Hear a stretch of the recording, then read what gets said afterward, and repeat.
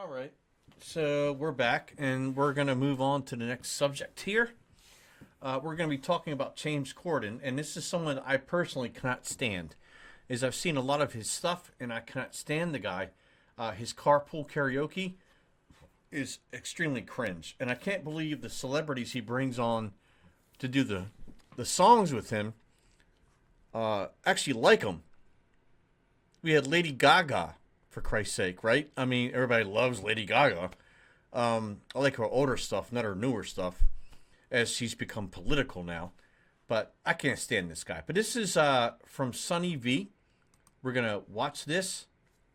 5 reasons why people hate James Corden. Slowly developed one of the worst reputations in media history, and the foundation for his decline began when people started to realize that James Corden was a completely different person when he wasn't on camera. As an actor and the main host of The Late Late Show, James presents as a happy, polite, easygoing comedian whose goal is to simply make the audience laugh, although there's a mountain of evidence showing that in his private life he's the exact opposite to this, with his rude nature developing after he first became famous back in 2008. As a result of his excellent performance on a British TV show called Gavin and Stacey, James would win the British equivalent of an Oscar, although accompanying this award was an ego boost that began to get out of control. You can start to think you're perhaps a bit more of a dude than you really are. And that very much happened to me. You know, I had a swagger in my walk. As mentioned, James Corden's sudden explosion into fame led him to believe that he was more of a dude than he really was, which would eventually translate into him treating everyone around him like garbage. So this sounds like every celebrity ever in the history of the universe.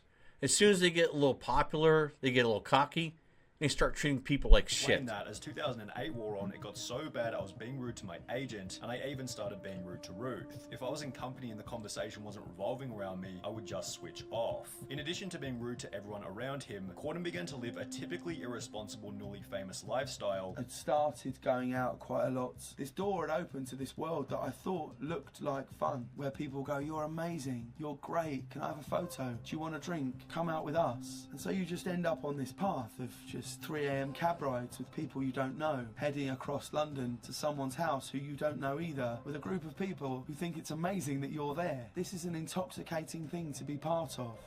I don't understand how that can be so intoxicating. If me, I am antisocial.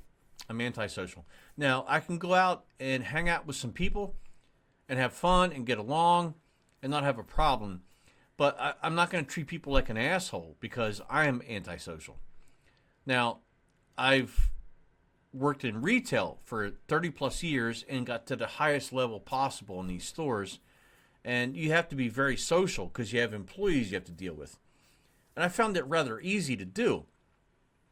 You just have to be able to talk to everybody because you're a person just like they are.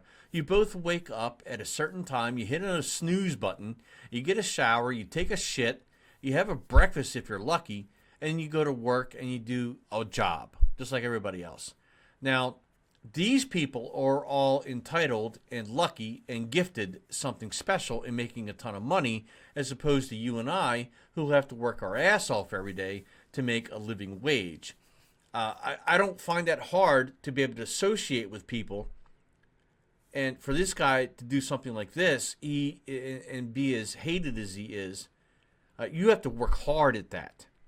Very hard. Which being noticed by another Gavin and Stacey actor, Rob Brydon, who explained that when he first met James Corden 6 years prior, he was very impressed by him, yet after winning the Oscar award, James Corden was on a roller coaster. This boy from High Wycombe, and he's suddenly enjoying the fruits of his success, and he just lost his way for a bit. He was burning the candle at both ends and becoming ratty and irritable. I hate that James term. Corden claimed that his streak of irresponsibility came to an end after attending 18 months of therapy, although even after this, there were still countless examples of him treating people like garbage. For example, James Corden stated in a BBC4 interview that he needed to bully his way to the top of the media world. Of course he which can did. be observed in certain events, such as the time he'd get into a public argument with another incredibly respected actor, Patrick Stewart, whilst on stage. Wow. When the presenters are up here and when the recipients are receiving their Look at 'em. awards, don't stand at the back of the stage with your hands in your pockets, looking around as though you wished you were anywhere but here. Look, do you see the facial expression from James Corden? He looked so pissed. And everybody loves Patrick Stewart.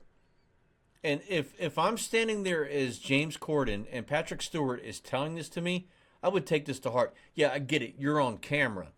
You're in front of hundreds to thousands of people, broadcasted to millions of people on TV, and it might be a little humbling, but you need to take this advice. Oh, you couldn't be more wrong, sir. And if it looked like that, I'm so sorry. But when you come up and present an award, just get on with it. After Patrick Stewart would confront James about looking disinterested during the presentation, the argument would escalate in front of everyone. Sorry, I'm waiting for the punchline. Go on. No, seriously, go on. Okay. No, go on.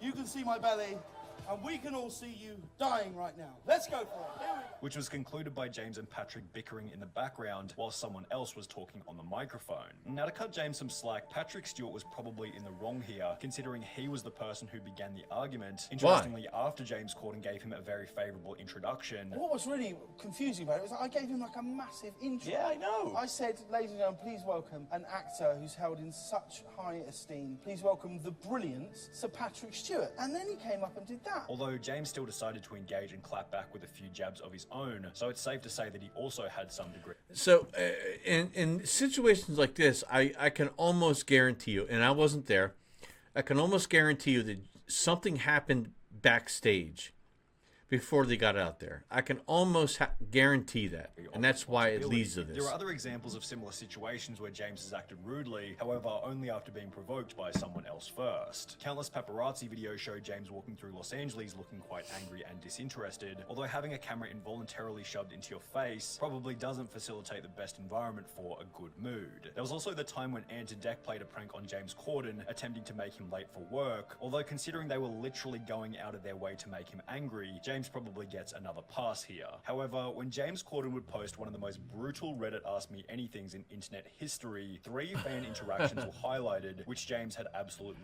One thing you should never do, if you're a celebrity who already has heat, is do an AMA on Reddit. No excuse Never. for. Hey James, you won't remember me, but me and my friend sat at a table next to you and Harry Styles plus some others in Manchurian Legends in London's Chinatown about 6 years ago. We didn't bother you, but you were a massively entitled dick who yelled and treated the waitstaff like shit, and when one of my party politely suggested you calm down, you got really aggressive and threatening. So my question is this: why did Harry seem so cool while you were such a massive throbbing bellend? This post was followed by another which read, I went to a James Corden live recording a while back. He had nearly zero interaction with the audience before/after the show, and was on his phone entirely during commercial breaks. I guess that's his prerogative. He may have been having a bad day. I also realize it must be difficult to be on all the time, but I remember being extremely disappointed. By comparison, I've been to a Jimmy Fallon recording and a Letterman recording, and I can say with full conviction that those guys really seemed like they cared about their audience and worked their hardest to entertain them, even while the cameras weren't recording, which is...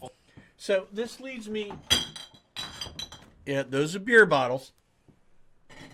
This leads me to go back to your daily life and job. So if you're in a role as a supervisor and you're leading a group of anywhere from 10 to 400 people, I've done 400 people, you have an example to lead. Whether you're having a rough day or not, you still have to lead by example.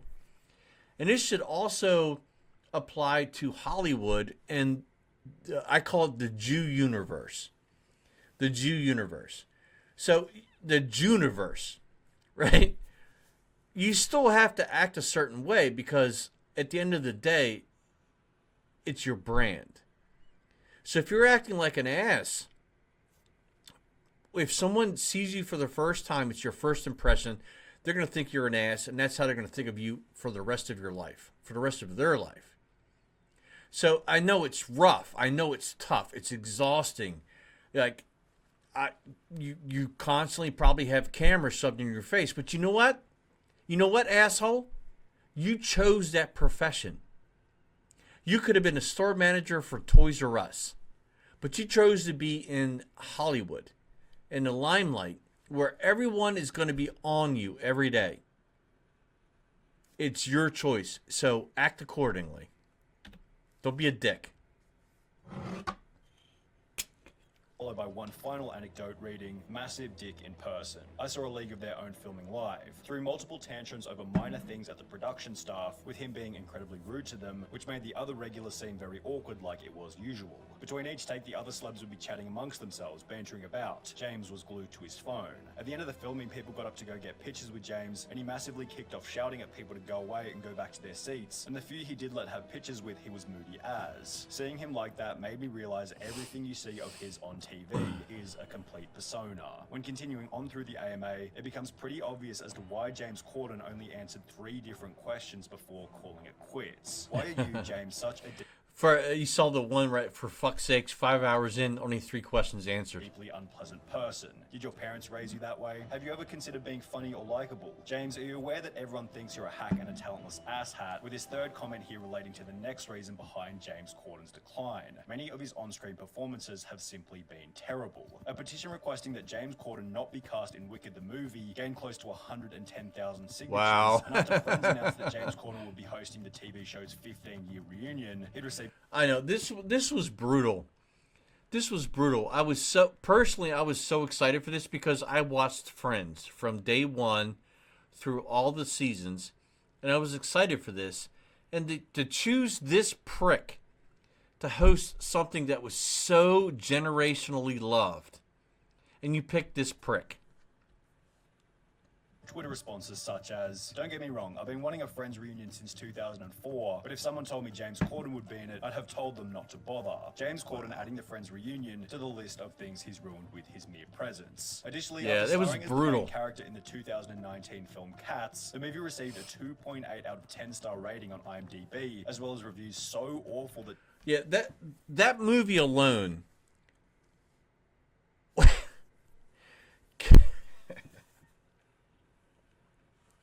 2.4 out of 10.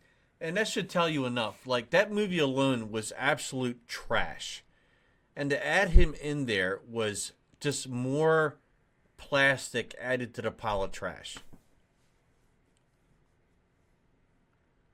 James Corden didn't even end up watching the movie himself. However, James stating that he didn't watch the movie wasn't the only thing that was interesting about this interview, as he'd also discussed another topic which had turned much of his audience against him, his beef with another talk show host, Bill Maher. In September of 2019, Bill Maher published an editorial about obesity, Well, nobody cares about Bill Maher, with the honestly. contents of such being discussed on the Joe Rogan podcast. Look, you can't keep eating as much as you want and as shitty of food as you want. You just can't. That is not something that anybody wants to hear, though. People loved it until James Corden said something. As mentioned, James Corden wasn't too happy with these comments and would call Bill Maher out by making both some reasonable arguments. If making fun of fat people made them lose weight, there'd be no fat kids in schools, and I'd have a six-pack by now. As well as some awful ones, such as a zero personal responsibility statement that Bill Maher was simply lucky to have a body that burned more calories than him. We're not all as lucky as Bill Maher, you know? We don't all have a sense of superiority that burns 35,000 calories a day. Which Bill interpreted as the easy, low-risk way out of the argument. He missed a great opportunity to literally save lives. He took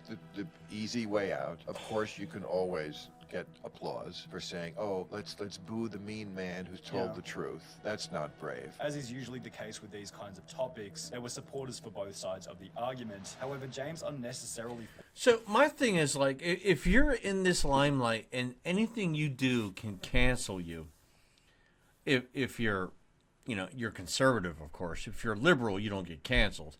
If you're conservative, you get canceled immediately.